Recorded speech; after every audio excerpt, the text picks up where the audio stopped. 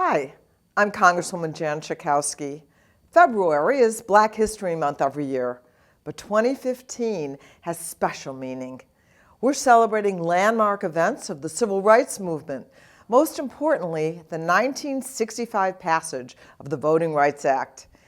If you are able to take the opportunity to see the Academy Award-nominated film Selma, you'll see that the signing of the law was the result of years of struggle, brutal violence against the nonviolent American citizens, black and white alike, who were following the lead of courageous leaders like Dr. Martin Luther King. To some young people, this might seem like ancient history, but in fact, it is living history. I'm honored to serve in Congress with my friend, Congressman John Lewis, who was beaten bloody, skull fractured twice 50 years ago, and still is a fighter for justice and civil rights.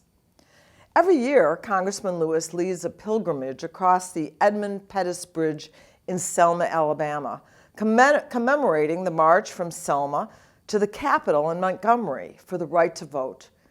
It was on the first try to cross that bridge in 1965 that John Lewis was met by Alabama state troopers and was brutally beaten in a violent confrontation now remembered as Bloody Sunday. This year, President Barack Obama will join Congressman Lewis and thousands of others like me to pay homage to the sacrifice of those freedom fighters, and I will be among them. That march in Selma is living history today because 50 years later, the right to vote is being eroded.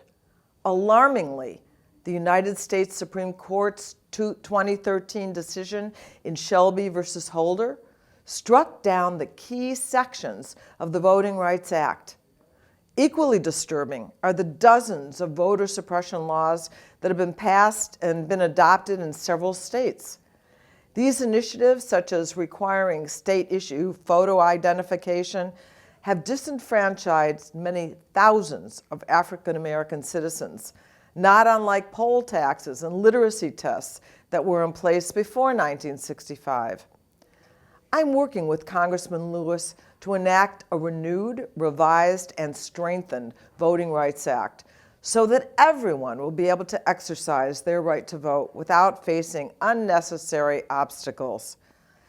In Chicago and around the country, we're still mourning the loss of baseball legend Ernie Banks, winner of the President's Medal of Freedom, for his achievements on the field and in the community. And when the Chicago Cubs would travel to different cities at the beginning of his career, Ernie couldn't stay in the same hotels or eat in the same restaurants.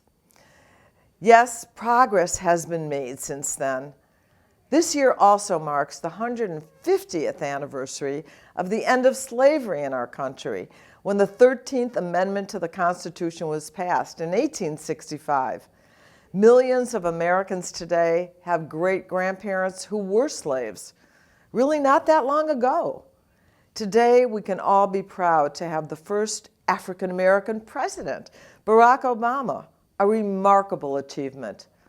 But the fight to end racial discrimination is still far from over. I urge you to use this Black History Month to learn more about the rich history of African Americans in this nation. But you can also join the fight to continue along the path toward greater freedom and advocate for all citizens to have access to the voting booth. Together, we can ensure that we create a more equal, diverse, and just nation. Thanks for listening.